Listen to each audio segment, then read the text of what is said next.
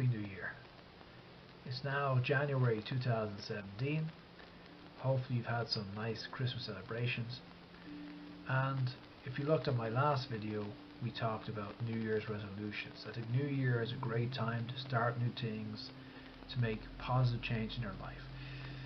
But sadly, one of the hangovers from Christmas that a lot of people suffer from is debt, as in financial debts, because there's so much pressure at Christmas to buy that a lot of people accrue debt. And it's not that Christmas is a problem on itself, but if you combine the Christmas card debt on top of whatever other debts a person has, because a lot of people, we're in a debt culture these days, a lot of people have a lot of debts to pay, it makes it sharper. And so for a lot of people, while December might be a time of fun, January is often a time of paying back bills, which is a pain, particularly interest related bills.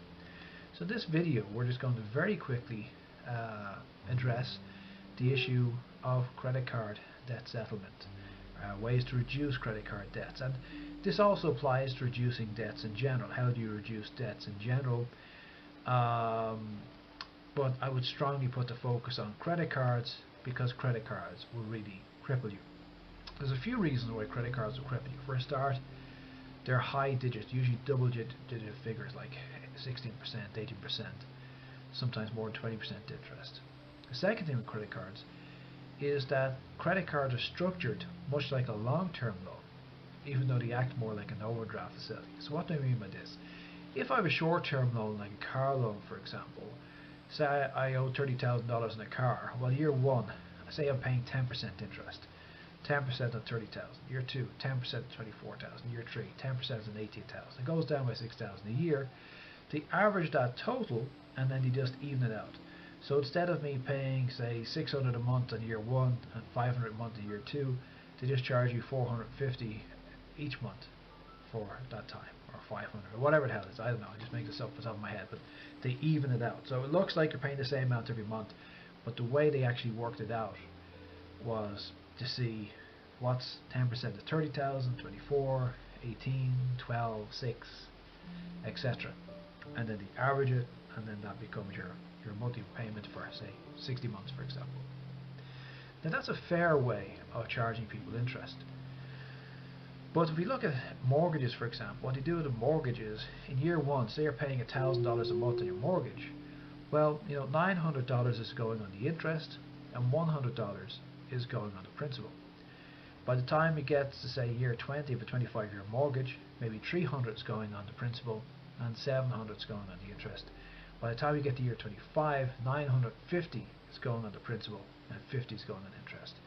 And it makes logical sense on a 20-year, 15, 20, 25-year loan that you would structure the repayments as such that you're paying the interest first and the principal later.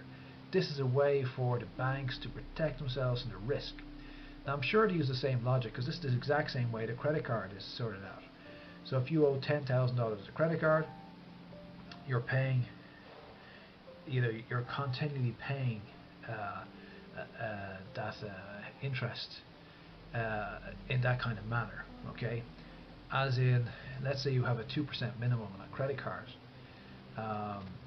Say, for example, you owe $70,000. 18% interest per annum, and you have a 2% minimum payment, you'll find yourself paying about $1,400 a month. But initially, it actually takes 7 years, just over 7 years to pay that, about 7 years and 2 months to pay that money if it's at 2% minimum. And for the first year, if you're paying $1,400 a month, you know, $1,200 is going on the interest and $200 is going on the principal. By the 7th year, maybe $200 is going on the interest and $1,200 is going on the principal.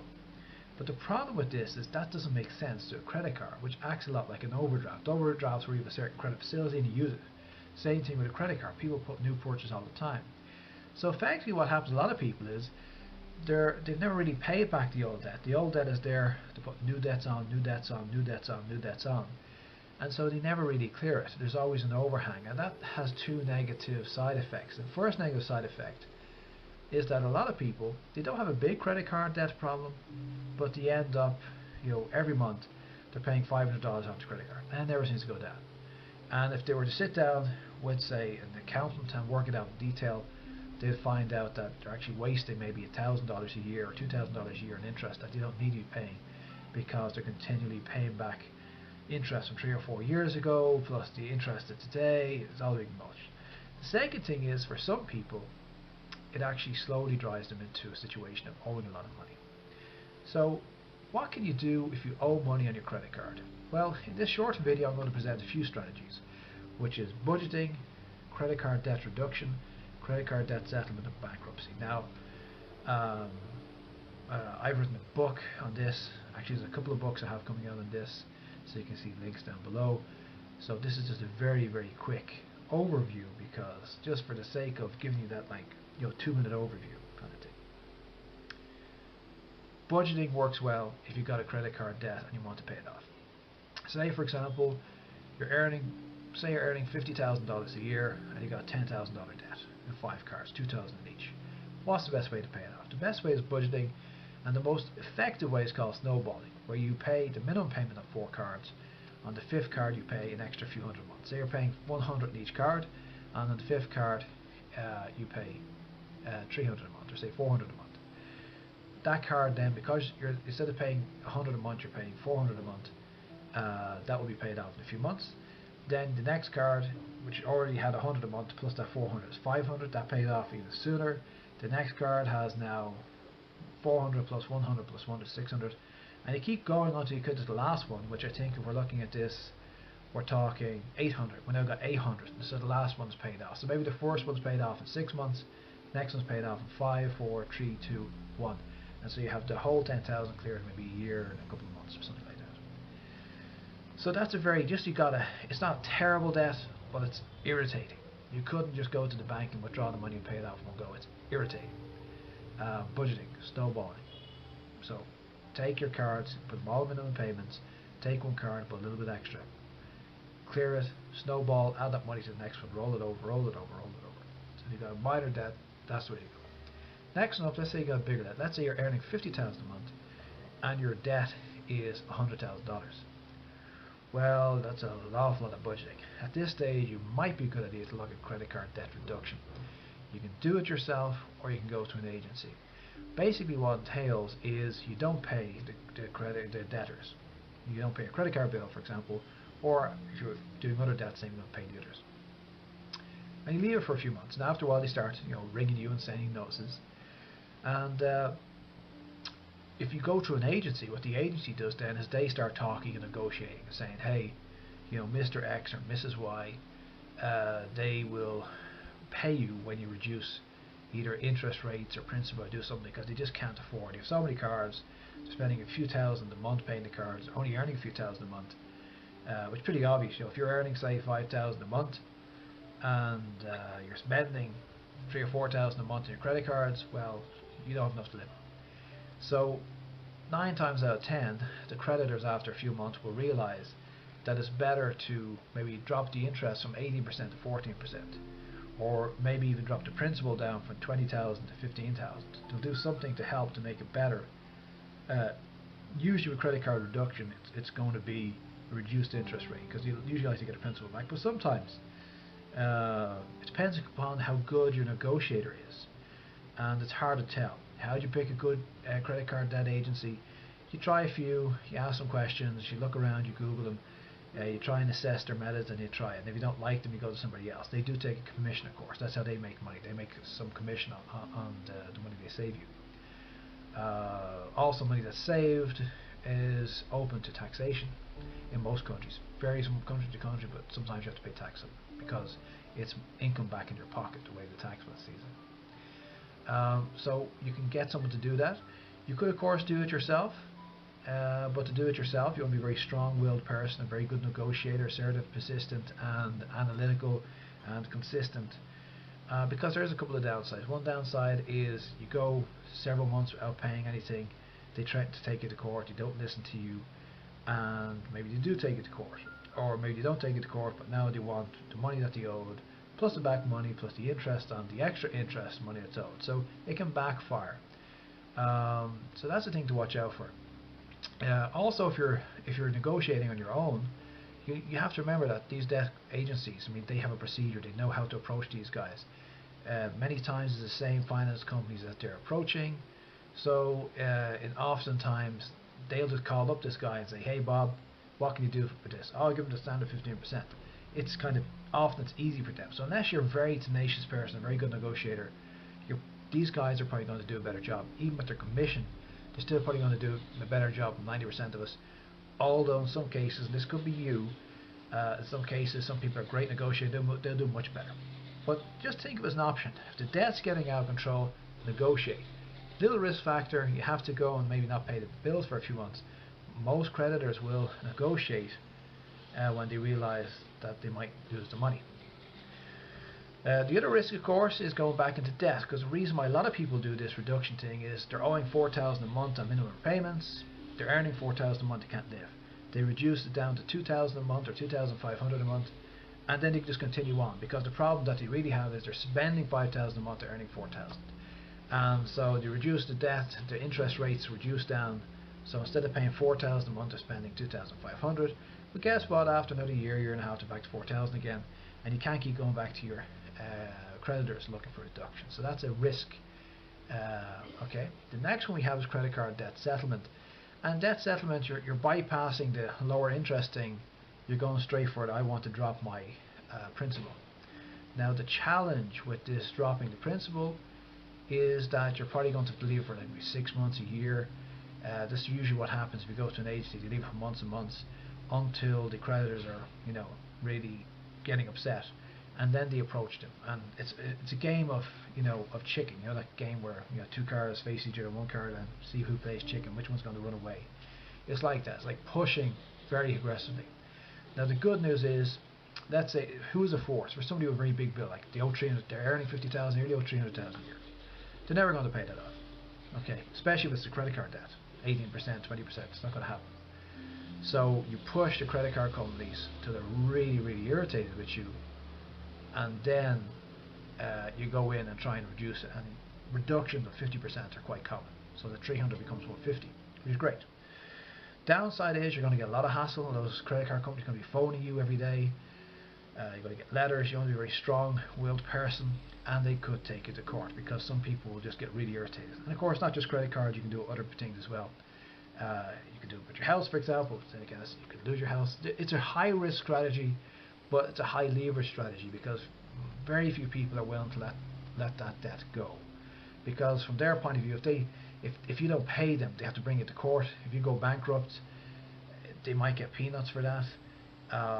If they get another debt, if they can hire a debt reclamation agency in, they'll also get peanuts. Whatever option it is, it's going to probably be way less than 50%. So, but some companies on principle, especially if they're companies that have big debt problems, and this depends really on the year you try it out, I'd imagine going back to 2008, 2009, with a huge big credit bubble, and there's loads of people with debts. I knew some people doing stuff like this and they were getting nowhere, mortgages and so on.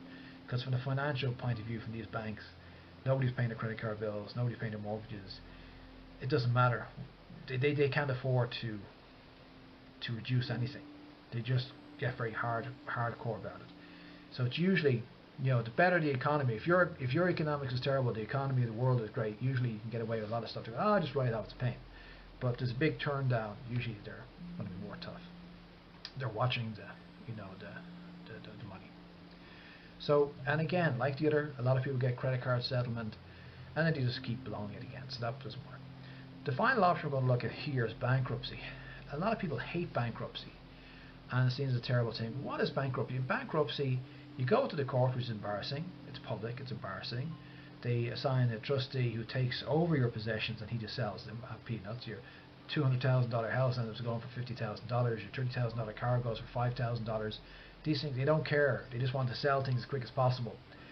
And the downside with that is, if you owe, say, $300,000, you might have $1 million in assets. They'll go through the $1 million in assets because they'll sell them for $200,000.